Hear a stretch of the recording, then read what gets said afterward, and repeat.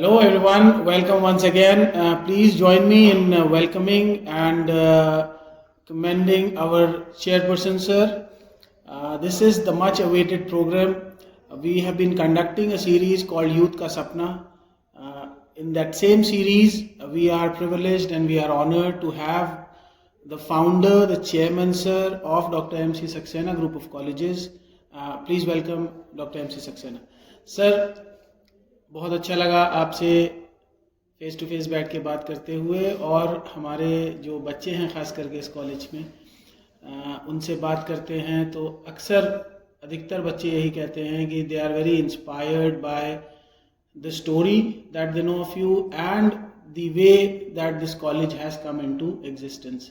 तो सर थोड़ा सा अपने बारे में बताएं ताकि वो बच्चे सुन के उससे कुछ इंस्पिरेशन और हासिल कर सकें। Thanks a lot professor Arshad, आपने मुझे ये अपॉर्चुनिटी दी कि मेरे बारे में कुछ आप जानकारी हासिल करना चाहते थे। आसानी होती है जब हम अंग्रेजी में बोलते हैं, दिक्कत होती है शब्दकोश की जब हम हिंदी में बोलने की कोशिश करते हैं। फिर भी मेरी कोशिश होगी कि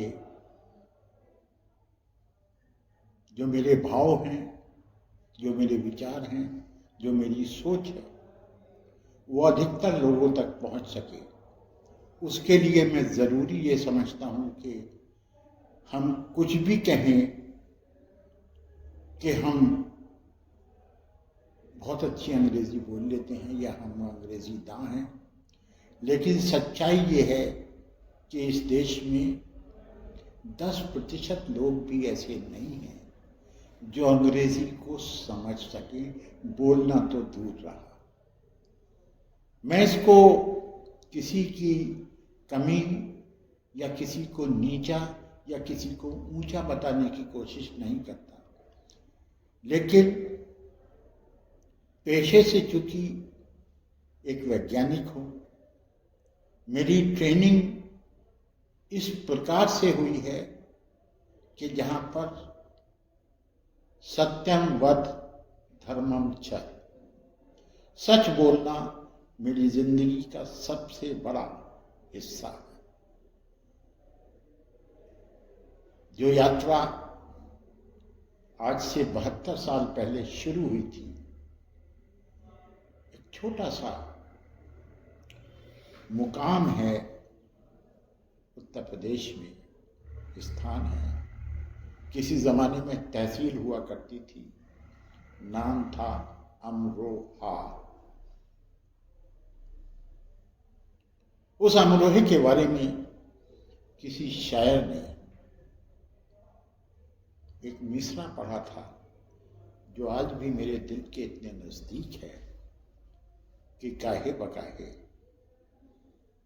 मैं उसको लोगों को बताता हूं, आपको भी सुनाता हूं। जी। जर्रा बन जाए गुबारे लाफना, जर्रा बन जाए गुबारे लाफना, खाके अमरोहा हो जिसकी रहनुमा। A particle can become immortal if it is guided by the spirit and values of Amroha.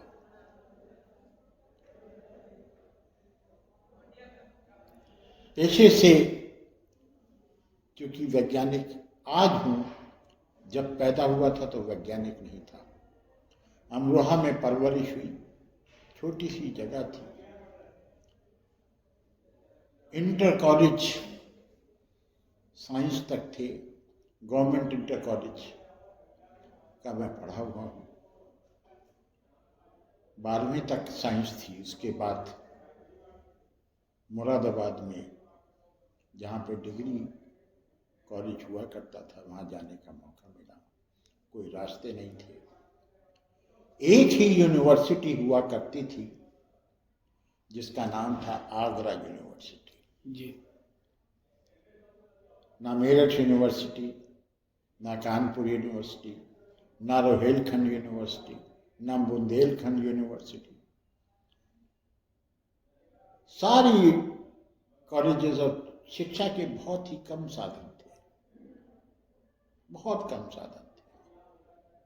लोक शिक्षा के बारे में किसी शहर में अगर कोई बच्चा हाई स्कूल पास हो जाता था तो साहब उसका नाम हो जाता था कि फलाने का लड़का या फलाने की लड़की जी हाँ, हाई स्कूल पास हो गई, और लोग ये सोचने लगते थे कि साहब भाई इसको कहीं नौकरी पे नौकरी दी रखवाया जाए। जाए। सही। तो एक सिलसिला था, और क्योंकि वालिद साहब हमारे पिता जो थे वो पेशे से डॉक्टर थे, खाता पीता परिवार था। उस जमाने में भी गाड़ियां नहीं हुआ करती थी, बैलगाड़ी होती थी, जी। और बैलगाड़ियों का सिलसिला ये था कि हमारे घर के आगे रास्ता जाम हो जाता था, क्योंकि सुबह बाबूजी, जो हमारे पिता थे जिनको मैं बाबूजी कहता था, वो सुबह रामायण पढ़ के अपने दुकान पे जाते थे, जहां उनका क्लिनिक था बड़े बाजार में। 8 सवा 8 बज जाते थे उनको पहुंचने में, और तब तक मार हाय तौबा मची रहती थी कि साहब डॉक्टर साहब, डॉक्टर साहब, डॉक्टर साहब। और वो आला लेके वहीं से शुरू हो जाते थे।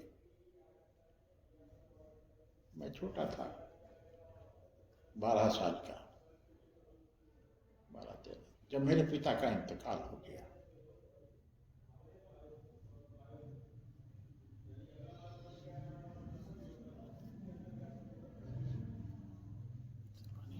माँ ने परवरिश की, जी। और माँ और बाप दोनों का हक अदा किया। थोड़ा सा ये जी एक जी। ऐसा मसला है कि, शुक्रिया, एक ऐसा दौर आता है जब आपके सामने दिक्कतों का पहाड़ आ जाता है।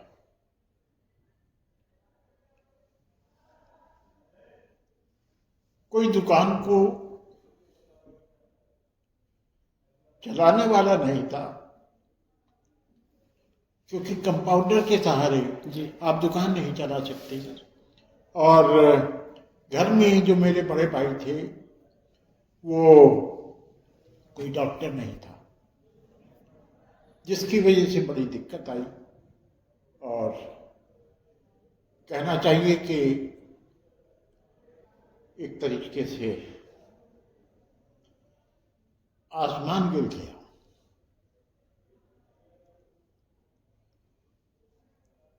उस वक्त एक नई स्कीम चली थी, जिसको हमारे प्रिंसिपल साहब गवर्नमेंट इंटर कॉलेज के थे, उनका नाम था नासिर हुसैन सिद्दीकी साहब। तो उन्होंने कहा कि जो बच्चे 8वीं क्लास में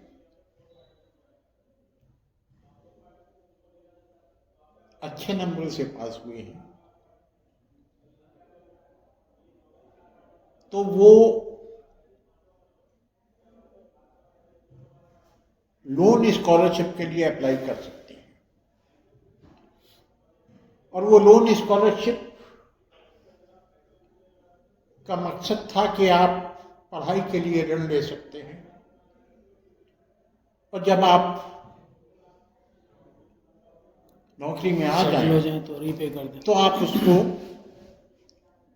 लौटा सकते हैं, लेकिन उसके लिए कोई ब्याज नहीं देना। ओके। ये मुझे ऐसा लगा कि शायद मेरे मरहूम वालिद का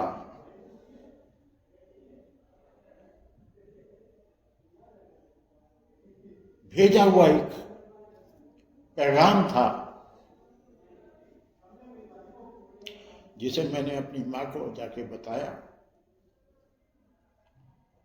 तो माँ ने कहा कि बेटा ठीक है, मैं तुम्हारे प्रिंसिपल साहब के पास जाऊंगी। तो मैंने उनसे अगले दिन जाके कहा कि मेरी माँ आपसे मिलना चाहती है। बाबूजी का नाम पूरे शहर में था।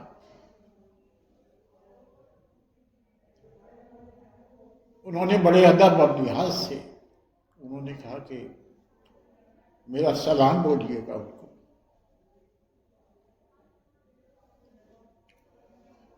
और वो जब चाहें तशरीफ ला सकते हैं। मैं अपनी माँ को लेके रिक्शा से वहां पर आया। उन्होंने बड़ी इज्जत के साथ मेरी माँ को वहीं पे, उनका रेजिडेंस भी था जीआईसी में, उन्होंने कहा कि मुझे अफसोस है कि डॉक्टर साहब नहीं है, लेकिन आप परेशान ना होइए, जो कुछ भी ऊपर वाला करता है अच्छे के लिए करता है।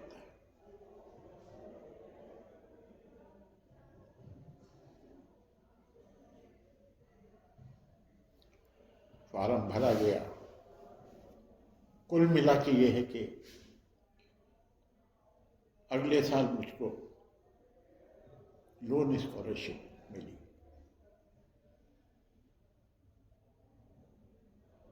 50 रुपये महीना मिलता था।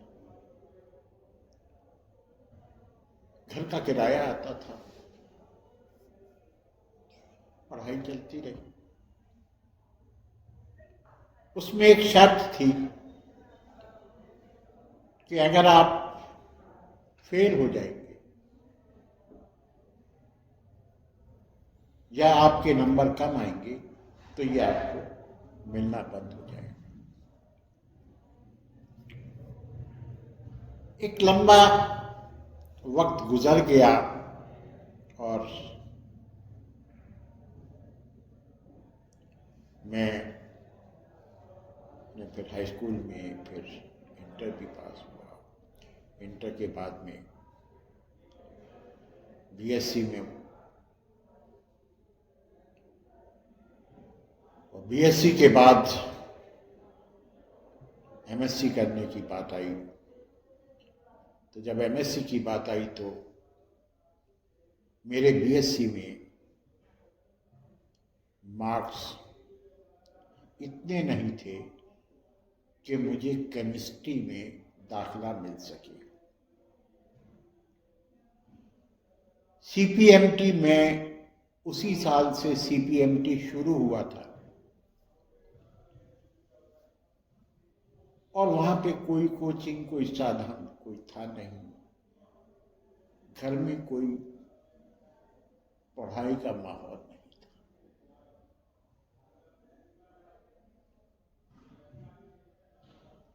एमएससी करने की सोची तो सबने, मैंने पूछा तो कहा भाई सबसे ज्यादा जो कठिन विषय है वो केमिस्ट्री है। तो मैंने पूछा कि भाई केमिस्ट्री में ऐसी क्या बात है जी? तो बोले साहब इसमें नौकरी बड़ी पक्की है और केमिस्ट्री के बिना कुछ भी होता नहीं है। तो बीएससी के बाद हमारा एडमिशन एमएससी बॉटनी में तो होना मिलने लगा, लेकिन केमिस्ट्री में नहीं मिला। तो मैंने कहा मैं केमिस्ट्री में ही लूँगा, और केमिस्ट्री के लिए मुझे 1 साल इंतज़ार करना पड़ा। उस 1 साल के बाद में फिर मैंने केमिस्ट्री में एमएससी में एडमिशन लिया, और मेरे जहन में ये था कि भाई मुझे पढ़ाई के अलावा कोई और जरिया नहीं दिखाई पड़ रहा था और ऊपर वाले की मेहरबानी थी। मेरी माँ का हाथ मेरे सिर पे था जो हमेशा मुझे प्रेरणा देती थी और कुछ भाग्य ने भी साथ दिया कि मुझे एमएससी में प्रीवियस में तो मुझे प्रैक्टिकल में सबसे कम नंबर दिए गए क्योंकि मेरी कोई सिफारिश करने वाला नहीं था, और थ्योरी में मेरे हाईएस्ट मार्क्स आए। तो हमारे ज़माने में हमारे टीचर थे, बड़े ईमानदार व्यक्ति थे, बड़े, उनका क्लास जब होता था तो कोई भी बच्चा बंक नहीं करता था। तो चौहान साहब का क्लास जब होता था सभी लोग के साथ आज चौहान साहब पढ़ाने, तो उन्होंने जब एग्जामिनर आया फाइनल ईयर में, तो वो ग्वालियर से आया था, उन्होंने उससे कहा कि साहब देखिए, वैसे तो मेरा कोई लेना देना नहीं है, ना मेरा ये कोई रिश्तेदार है, लेकिन मैं ये देखता हूँ कि ये बच्चा बहुत मेहनत करता है और इसके थ्योरी में फर्स्ट ईयर में हाईएस्ट मार्क्स भी आए हैं, लेकिन इसकी कोई सिफारिश करने वाला नहीं था, इसलिए इसको प्रैक्टिकल में सबसे कम नंबर दिए गए। उससे क्या हुआ कि इसकी जो एग्रीगेट है वो कम रहा। तो महाले साहब थे, उन्होंने कहा कि कोई बात नहीं है, हम देखते हैं। मेरा मनोबल ऊंचा रहा और मैंने टॉप कर गया। यूनिवर्सिटी में मेरे हाईएस्ट मार्क्स आए। उस जमाने में केजी के कॉलेज हुआ करता था। जब एग्रीगेट निकला तो एग्रीगेट में भी मेरी परसेंटेज 70s में निकली, 70s। उसके बाद मेरी माँ ने कहा कि बेटा अब तू नौकरी कहीं कर ले, घर की जरूरत ऐसी है। तो मैंने कहा माँ,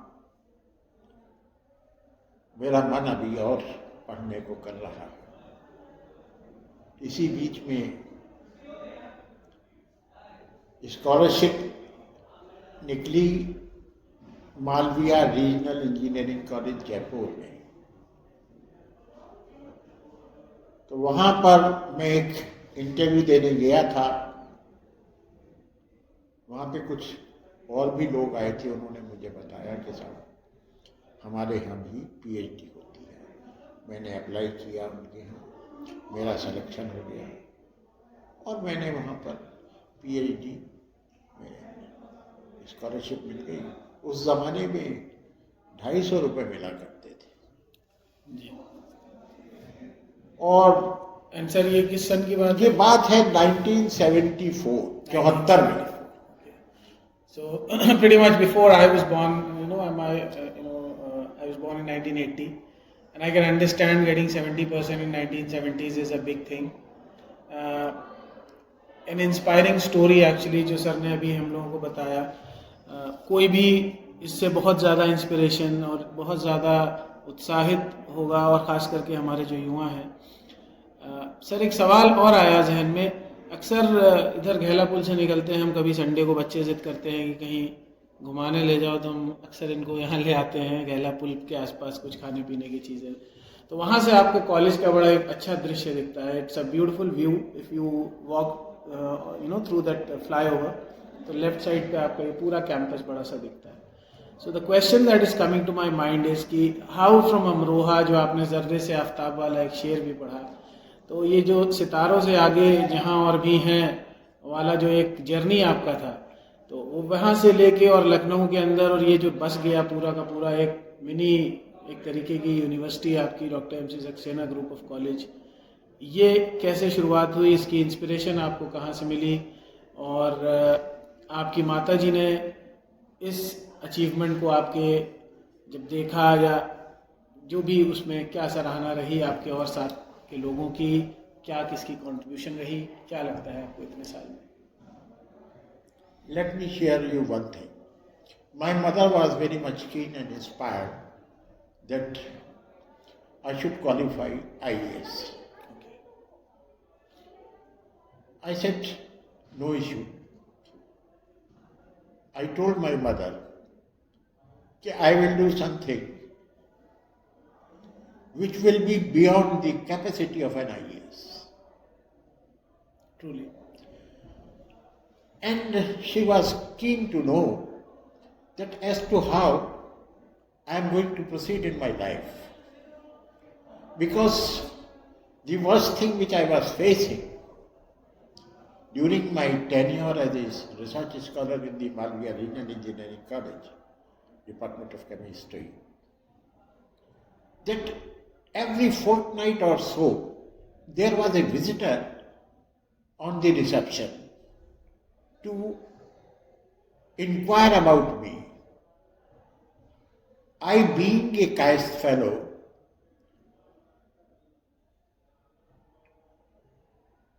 there are a lot of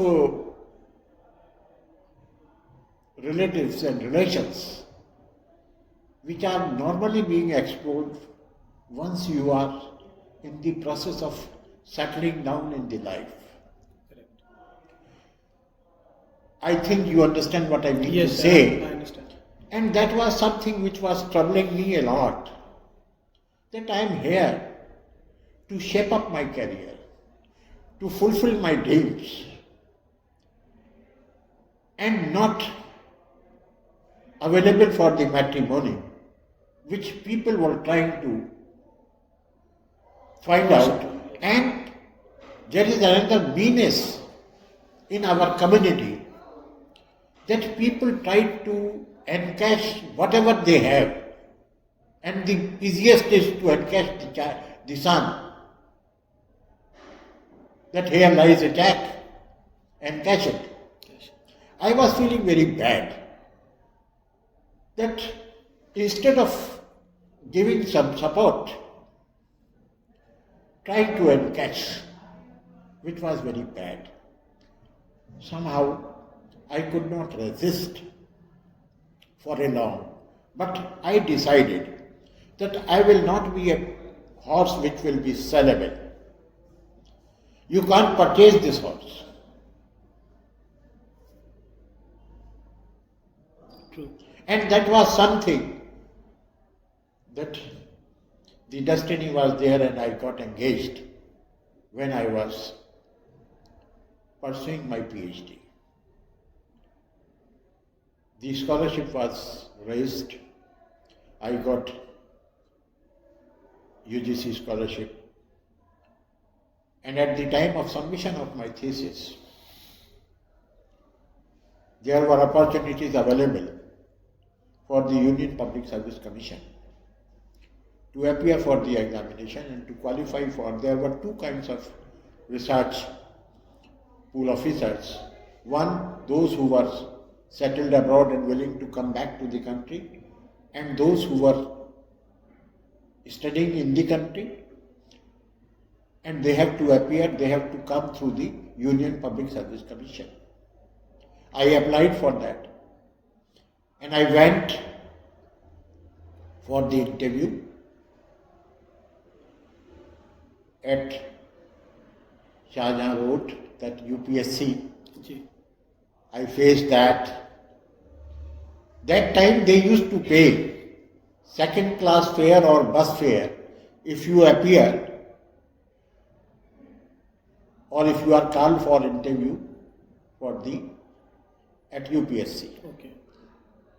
So when I was waiting for my turn to come in the UPSC, there were very senior people.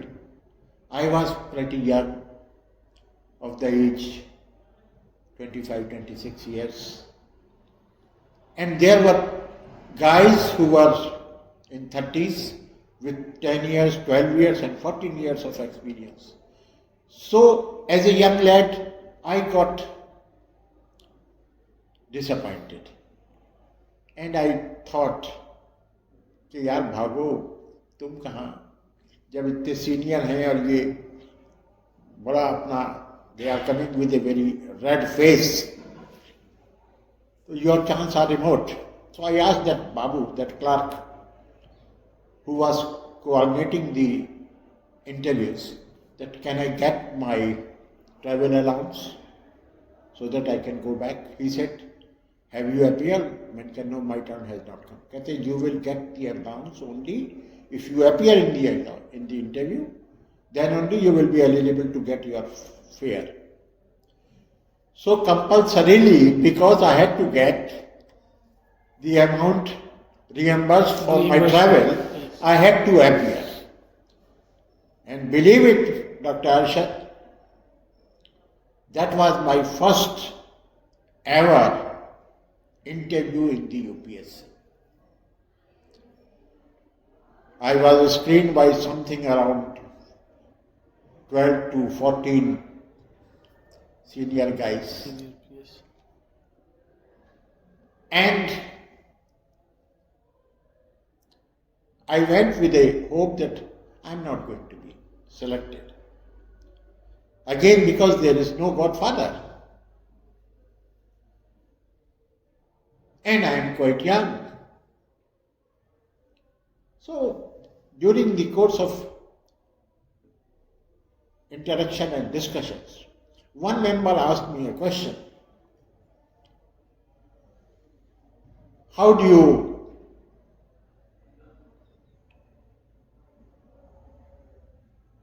classify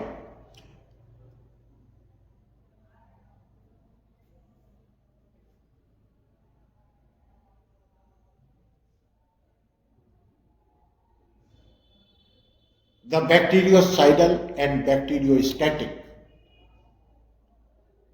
state of chemical? I explained that this is because that was related close to my subject. The member said, no, it is not like this. And then I explained the mechanism, okay, it is like this. It is definitely like this. And when I went beyond and beyond, that was not to the liking of the member. And he said, no, I don't agree. Then I retorted. I said, gentlemen, whether you agree or you disagree, but the fact is like this only. I have stated the fact. And I said, Mr. Chairman, you are the chairman, why don't you decide whether I am right or your member is right?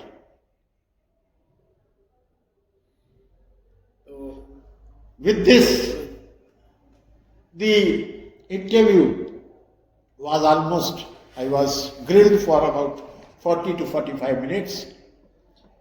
And after taking few bucks, when I reached home, my wife asked me, what has happened here? I told her what is going to happen. Nothing. But after a month or so, I was informed that I was the only lucky one to be selected. Okay. So this is all. So finally the courage kind of paid off. And also while you were telling us, just to remind our audience here, खास करके जो हमारे युवा हैं, that sir said that he was not somebody who can be bought. He's not a saleable horse. So what he means, I believe, is that हम सबको अपनी जो value है, true worth है, वो पहचाननी चाहिए. और यूं ही पैसे की वजह से या किसी छोटी लालच की वजह से और उसमें जाके अपना जो डिसीजन है और लॉन्ग टर्म गोल है उससे भटकना नहीं चाहिए. So sir, you also were talking about the Paravangala Toxicology Center which has been set up here. Can you tell us something about it? Yes. You see, before I start about this mega project, I have done almost 100 projects by now in my, and about couple of my students have retired as a full professor. I was seconded to Industrial Toxicology Research Center at Lucknow. I had a choice to go all over the country. But destiny took me to Lucknow. And when I came down to Lucknow, again I was assigned a task which was multidisciplinary, where the role of chemistry was only 30%. This remaining 70% was interdisciplinary, where I had to collaborate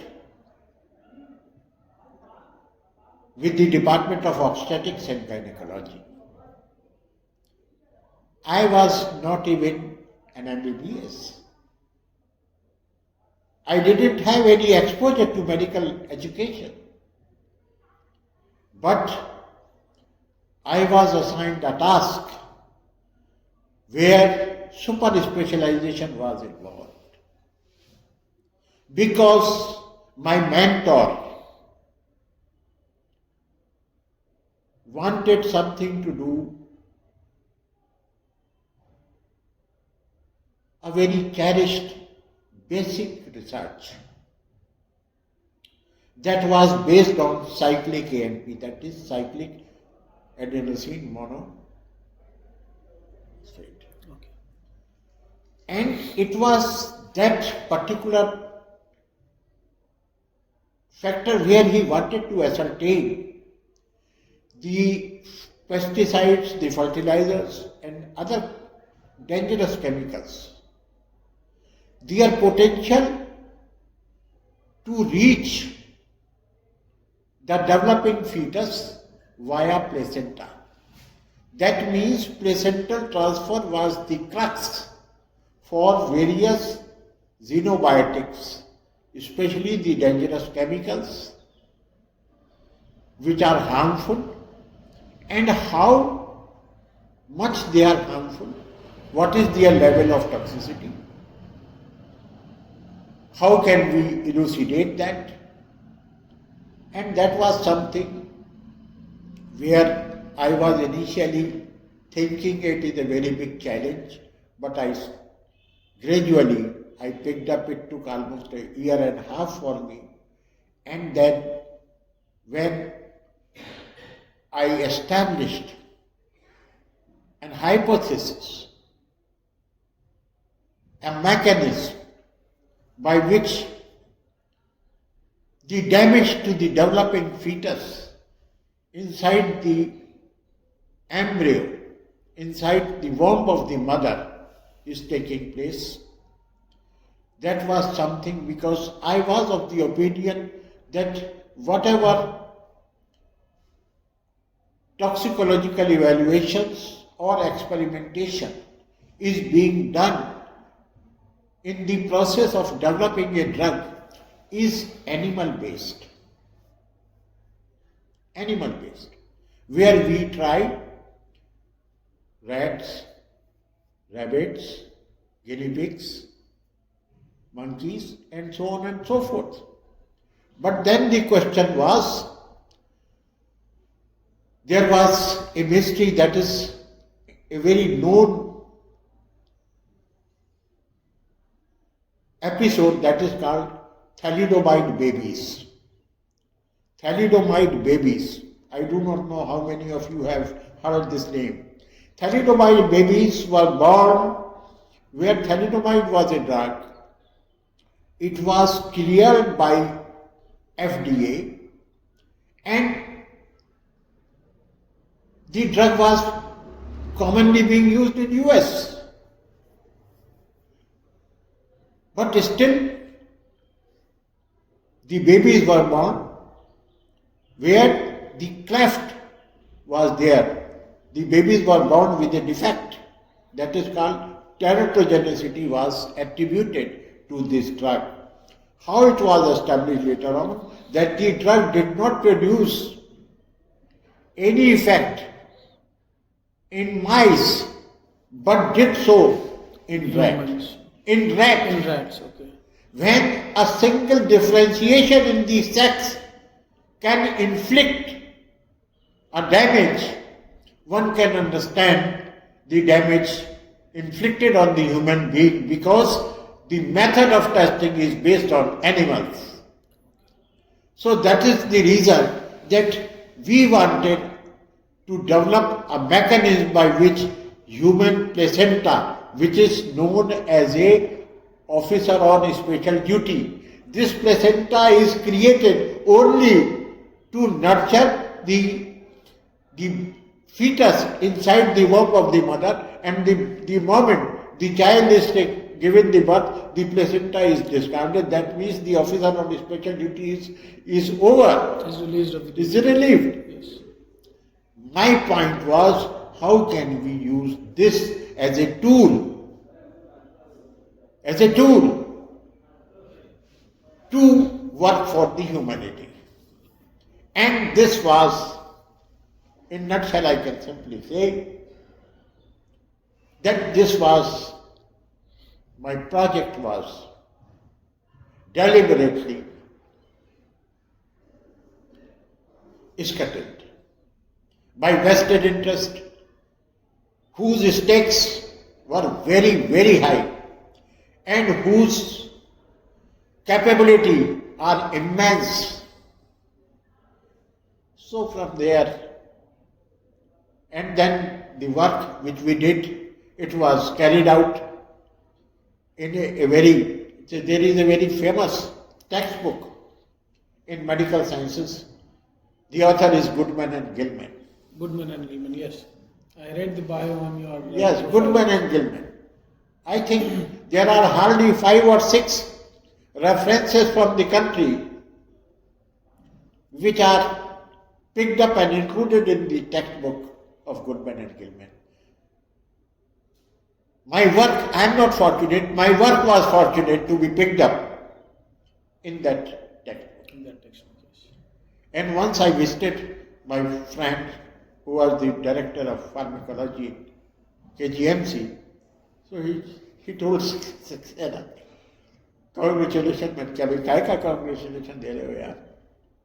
अरे भाई, you have become a professor. मैंने क्या हो गया?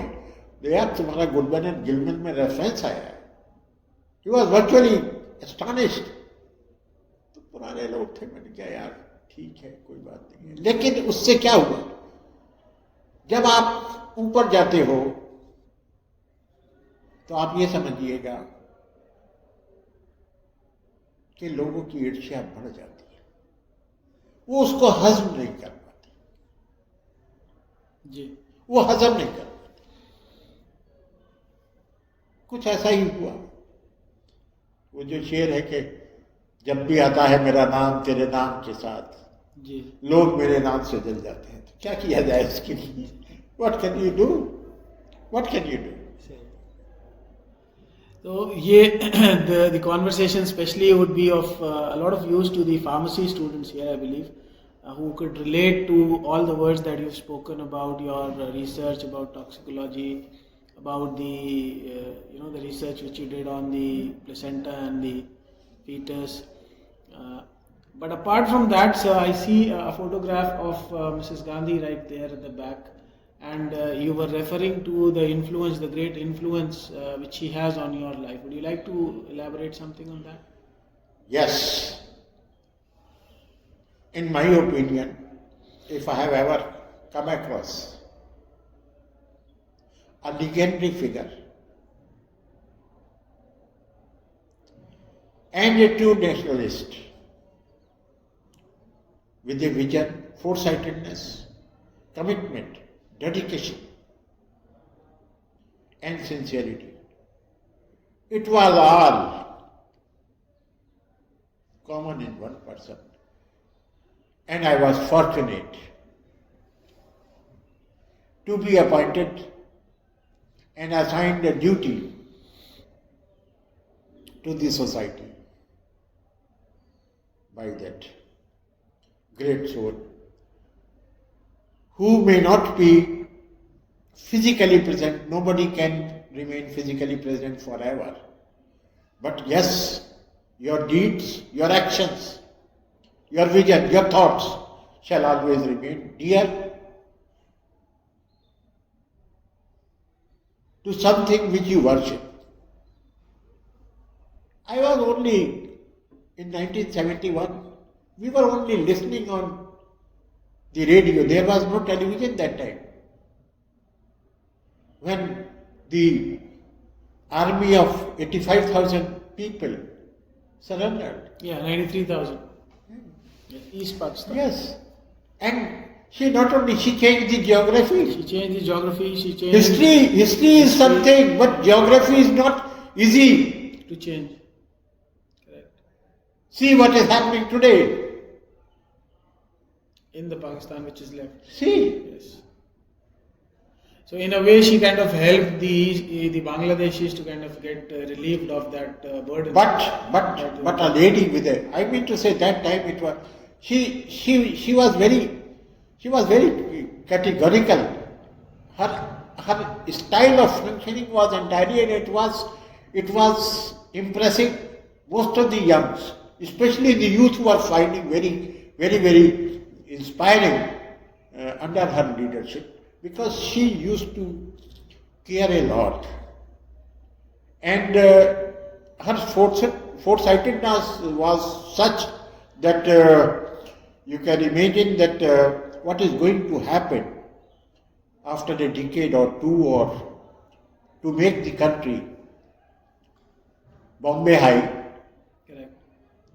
It was a remarkable decision. Remarkable decision. After that, her decision to go for SGPGI, it was a remarkable decision.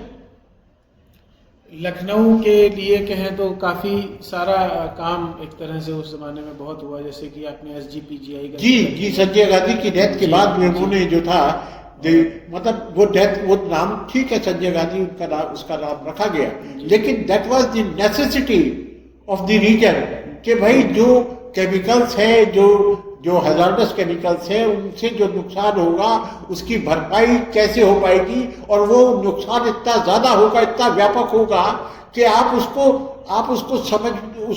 Handle नहीं कर पाओगे। उस समय जो था वो SGPGI को, जब मुझे अच्छी तरह बहुत, जिसे कहना चाहिए कि मैं उसमें हिस्सेदार तो नहीं था, सलाहकार भी नहीं था, लेकिन एक नौजवान अफसर के रूप में मैं अपनी सोच हमेशा बताने की कुव्वत भी रखता था, आज भी रखता हूं, और जब तक जिंदा रहूंगा सच्चाई से मुंह नहीं मोड़ूंगा। ये फैसला बहुत अहम फैसला था, और उसमें हमारी जापान ने बहुत मदद की। इस Sanjay Gandhi post graduate institute को बनाने में जापान ने बहुत मदद की। ये बात अलग है कि हम उसको उस लेवल तक नहीं बना पाए, नहीं पहुंचा पाए, और जिस वक्त जो पहले इसके डायरेक्टर थे, जो SS अग्रवाल साहब, वो आए, कृष्णमूर्ति साहब ने उनको बहुत समझाया, उन्होंने कहा, ये वॉज डॉक्टर प्रीतम दास जो वहाँ के आपके इलाहाबाद मेडिकल कॉलेज के प्रिंसिपल थे, उनके दामाद थे, he was a gold medalist. जब उनको कहा गया कि भाई तुम यहाँ पे डेवलप करो, तो जैसे उत्तर प्रदेश में होता है कि यहाँ पर कोई बहुत ज़्यादा मतलब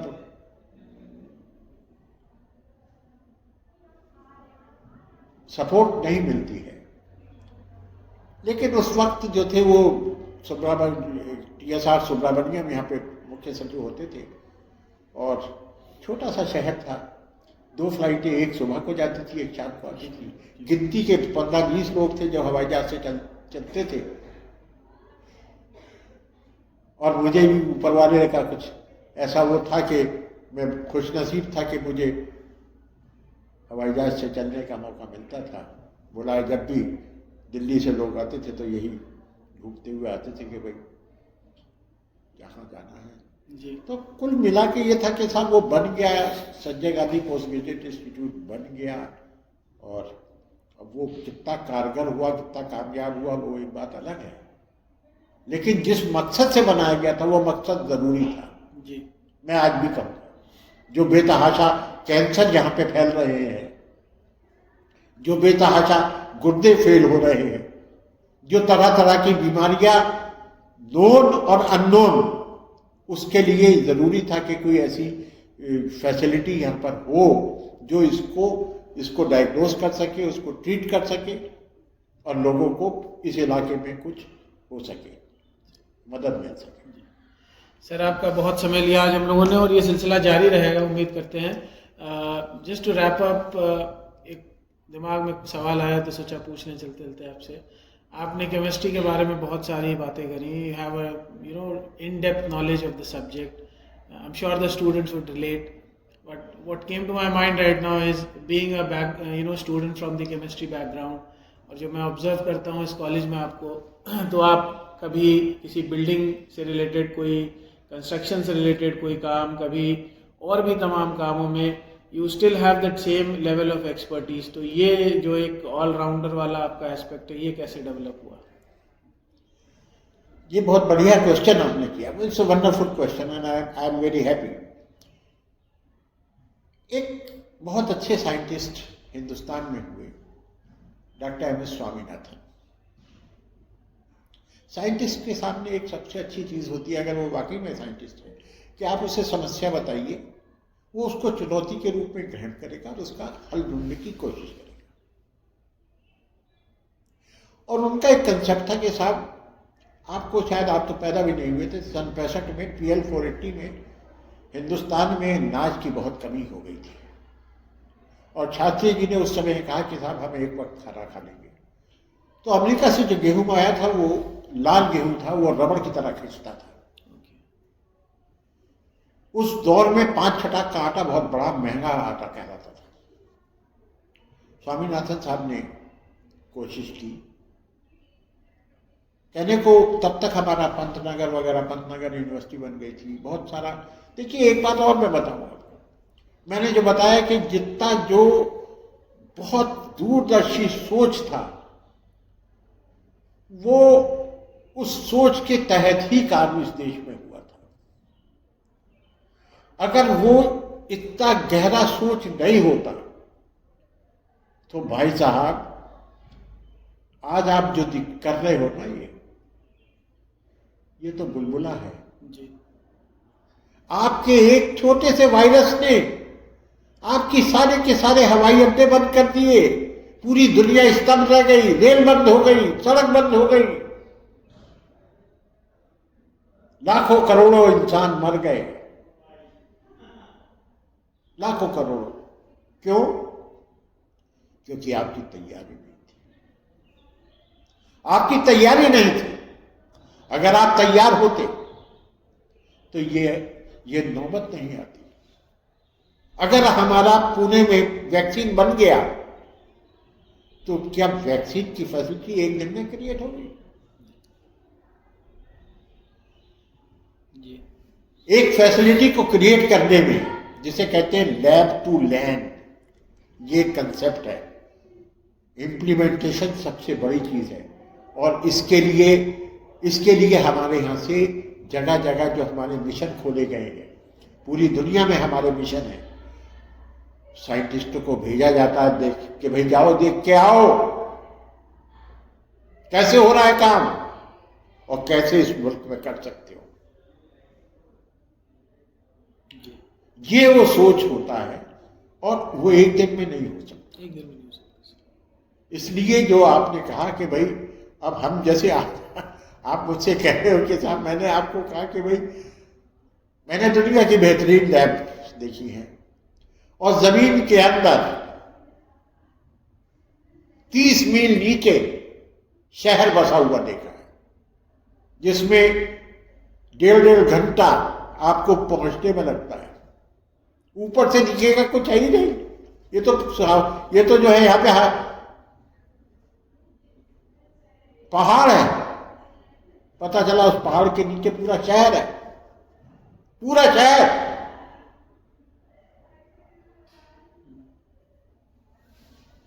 कैसे लोग काम करते हैं? वो एक दिन में, आप सोच रहे एक दिन में बना दिया मैंने वो सोच। वो इसीलिए जो है, जो सबसे बेहतरीन, जो आज आप चंद्रयान पे अगर कोई इसरो ने किया है, तो ये एक बहुत बड़ा एक पूरा ब्लूप्रिंट तैयार होता है साहब। आज आप छोटी छोटी चीज, आप एआई जो आप कर रहे हैं, जो आज आप कर रहे हैं, वो आर्टिफिशियल इंटेलिजेंस उसी का एक हिस्सा है। तो इसलिए जो आप, इससे भी मैं तो ये कहूँगा कि साहब जो लोग हैं, वो लोग कैसे काम होता है कैसे नहीं होता है, हमने आंखों से देखा है। इसलिए हमें कोई आपको ब्लूप्रिंट दिखाने की जरूरत नहीं है। आप मुझे मत बताइए कि कैसे होता है जी। मैं पूरा शहर क्या, मैं पूरा देश बदल सकता हूँ। कैसे बसता है, कैसे शहर बसता है, किसमें क्या चीज चाहिए, क्योंकि ये सोच और ये जो है, ये आपको ट्रेनिंग मुख्तलिफ काम से मिलती है जी। तो वो तजुर्बा जो पूरा का पूरा है, वो इस अब बच्चों को हासिल हो रहा है। जी हाँ, मुझे खुशी है इस बात की। भाई मैंने शुरू से कहा, मैं किसी बच्चे को, मैं नहीं चाहूंगा कि मेरे बच्चे का इम्तिहान मेरे यहाँ हो। आप अपने यहाँ कराइए, मेरा बच्चा अगर क्वालिफाई होगा, क्वालिफाई कर जाएगा, नहीं होगा मत करिए। मैं सिफारिश नहीं करूंगा किसी की। पढ़ गया और मेहनत से सब कुछ मैंने आपको बताया। मेरे लिए भी एक सोर्स ऑफ इंस्पिरेशन है, एक कलिंगा इंस्टीट्यूट ऑफ टेक्नोलॉजी है, जहां Thank you, sir. Thank you for the time. Thank you for all the valuable inputs that you have given us. I thank you on behalf of all the students and staff. अंत करना चाहूँगा आप ही के द्वारा सुना हुआ एक शेर की, हजारों साल नरगिस अपनी बेनूरी पे रोती है, बड़ी मुश्किल से पैदा होता है चमन में दीदा और पैदा। तो I'm sorry। अच्छा भाई, आपने दिल की गहराई से जो, और आपने लखनऊ अंदाज में, चूंकि मैं लखनऊ को मैंने मान लिया है, लखनऊ मेरी कर्मभूमि है और लखनऊ से मैंने बहुत कुछ सीखा है, सीख रहा हूँ और ताज़िंदगी सीखूंगा। आपको इसी अंदाज में आपको दो लाइन सुनाता हूँ। सवाई मानसिंह स्टेडियम जयपुर में मुशायरा चल रहा था और ये बात है 1975-76। तो मुशायरे में फिराक गोरखपुरी साहब भी आए हुए थे और हम उन्हीं को सुनने गए थे। तो उनका नंबर, उन्होंने करीब 3 बजे अपना बोलना, अपनी लाइन सुनाई, आपको भी सुनाता हूँ। आने वाली नस्लें तुम पर रश्क करेंगी ऐ लोगो, आने वाली नस्लें तुम पर रश्क करेंगी ऐ लोगो, जब उनको मालूम ये होगा तुमने फिराक को देखा। तो फिराक साहब की बात कुछ और है। अब भाई ठीक है, मुझे जो एक कदरदान है अभी, जो उन्होंने जो यहाँ पर, मैंने तो टिकैत राय साहब के बारे में सुना है, मैंने देखा नहीं, कभी मुझे पता नहीं, लेकिन लखनऊ में टिकैत राय साहब के बारे में, टिकैत राय की जो लॉयल्टी इस शहर के लिए थी, और loyalty to the master is the crux of the life. With these words I conclude. Thank you very much for asking me to share my life, and I became emotional. Thank you very much, all the guys.